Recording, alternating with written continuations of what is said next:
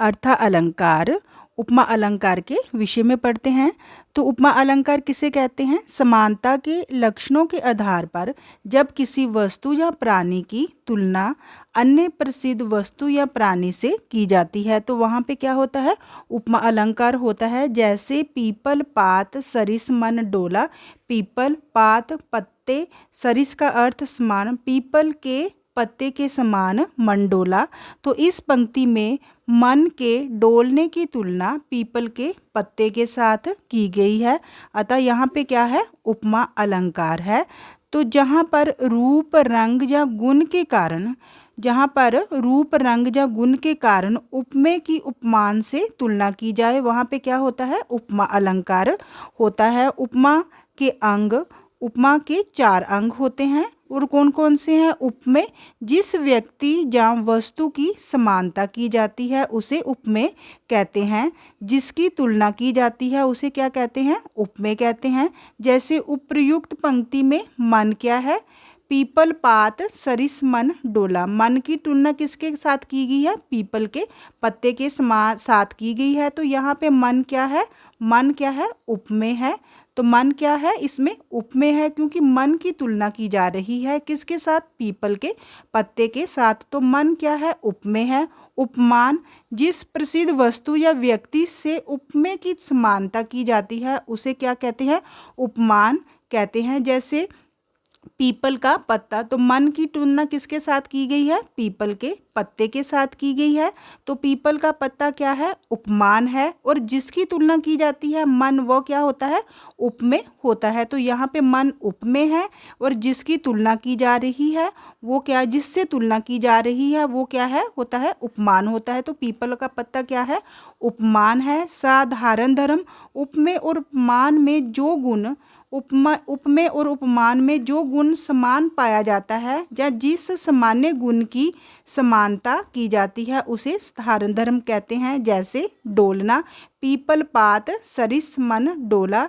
तो उपमेय और उपमान में जो गुण समान पाया जाता है उसे साधारण धर्म कहते हैं। तो इसमें डोलना क्या है? साधारण धर्म है। वाचक शब्द, वह शब्द जिसका प्रयोग समानता प्रकट करने के लिए किया जाता है के लिए वह शब्द जिसका प्रयोग समानता प्रकट करने के लिए होता है उसे क्या कहते हैं? वाचक शब्द कहते हैं। तो इसमें क्या है? सरिस क्या है? वाचक। पीपल पात सरिस मन डोला, तो इसमें सरिस क्या है? वाचक शब्द है। तो सरिस, सा, सी, सम, समान आदि ये क्या है? वाचक शब्द हैं। तो सरिस का अर्थ क्या है? इसमें समान है। जैसे निर्मल तेरा नीर अमृत के सम उत्तम है। तो इसमें नीर की तुलना, नीर क्या होता है? नीर का अर्थ होता है जल। नीर की तुलना किसके साथ की गई है? नीर की तुलना अमृत के साथ की जा रही है। तो नीर क्या है? जिसकी तुलना की जाए वो क्या होता है? उपमेय होता है। जिसके साथ तुलना की जाए वो क्या होता है? उपमान होता है। तो इसमें अमृत क्या है? उपमान है। नीर क्या है? उपमेय है। सम क्या है? वाचक शब्द है। और उत्तम क्या है? साधारण धर्म है। क्योंकि उपमेय और उपमान में जो गुण समान पाया जाता है तो उसको क्या कहते हैं? साधारण धर्म कहते हैं। तो इसमें उत्तम क्या है? समान गुण पाया जा रहा है उपमेय और उपमान में, तो इसलिए उत्तम क्या है? साधारण धर्म है। उपमा के भेद, उपमा के 2 भेद है। पूर्ण उपमा, जिस उपमा में चारों अंग उपस्थित रहते हैं वहाँ पूर्ण उपमा होती है। जैसे उदाहरण लेते हैं, नील कमल से सुंदर नयन। नील कमल से, यहाँ पे नयन क्या है? यहाँ नयनों की तुलना किसके साथ की जा रही है? नील कमल के साथ की जा रही है। तो यहाँ पे नयन क्या है? उपमेय है। नील कमल क्या है? उपमान है। से क्या है? वाचक शब्द है। और सुंदर क्या है? साधारण धर्म है। तो नयन क्या है? उपमेय है। और नीलकमल क्या है? उपमान है। से क्या है? वाचक शब्द है। और सुंदर क्या है? साधारण धर्म है। तो अब इसका दूसरा लुप्त उपमा, जिस उपमा अलंकार में चारों अंगों में से कोई एक अंग क्या हो? लुप्त हो, वहाँ पे क्या होता है?